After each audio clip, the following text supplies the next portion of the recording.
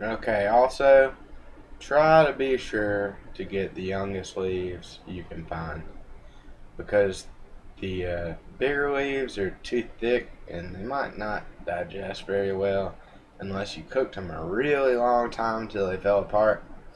But anyway, be careful not to get into poison ivy, and if you get too far off the beaten track, you might run into some wild animals or something like that.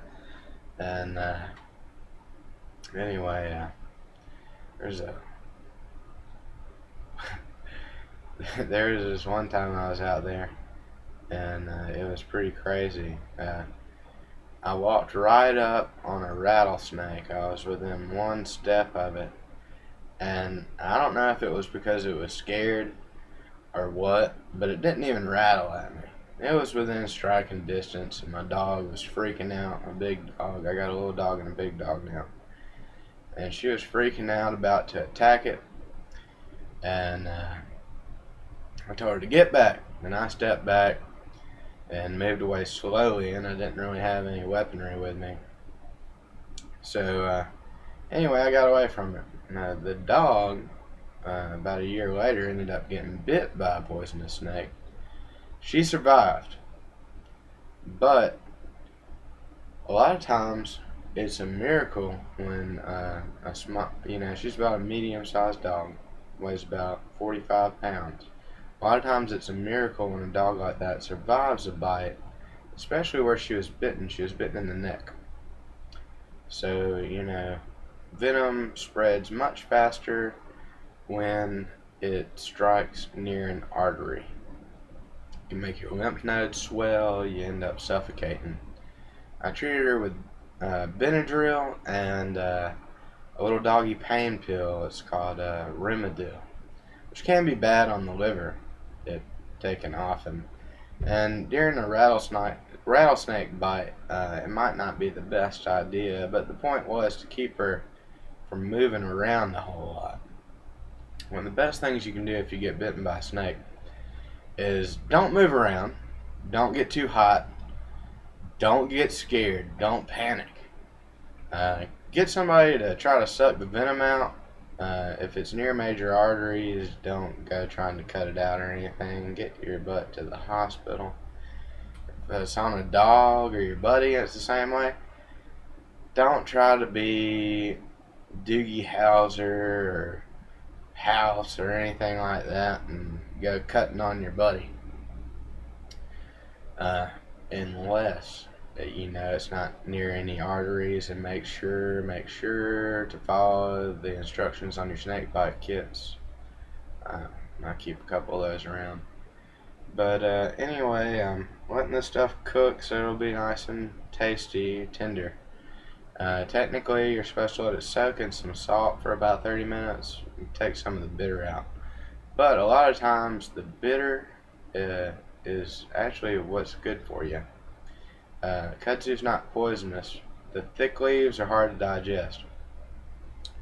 But anyway, I'm not like Mr. Food or the expert or anything like that, but I do know a few things. And anyway, I think I mentioned this before, but if I were you, I would not pick this on the side of the highway. I would not pick it in town where they spray the stuff or poison it. That stuff's not good for you. If it's off the beaten path somewhere and you find some young leaves, I'd give it a try. But anyway, I'm gonna stop talking now. Talk too much, you end up repeating yourself, make a fool of yourself sometimes anyway.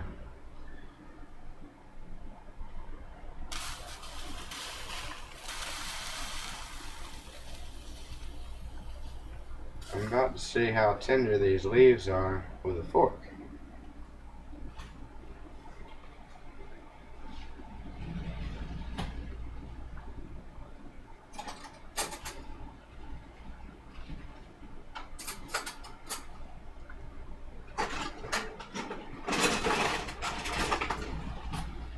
I'm going to use one of these little forks like this.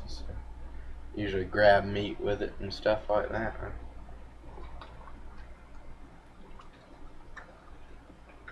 You can eat the leaves raw, but there's little hairs on them. Some people don't like them. I eat it raw sometimes. Nothing wrong with that. If it's you don't want a huge leaf. If it's a little bit bigger than a baby leaf, like I showed you, you'd want to boil it a little longer, just because it's tough to digest sometimes. Anyway, you don't want a big leaf because they're thick, real thick, not good to eat. Not good to eat, won't digest. Anyway, I did a lot of things when I was younger, and I had to take better care of myself.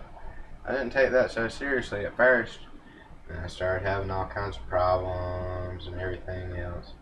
It's about lunchtime, and I'm hungry, and these leaves are getting tender.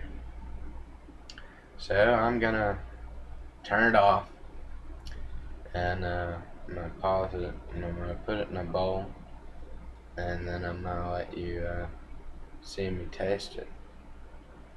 It's gonna be pretty good, but like I said, some things are an acquired taste, and the water in this is very good for you.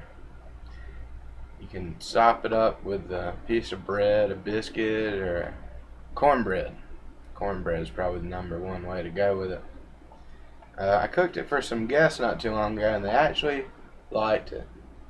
I didn't tell them what it was until they started eating it, out of fear that they wouldn't want to eat it.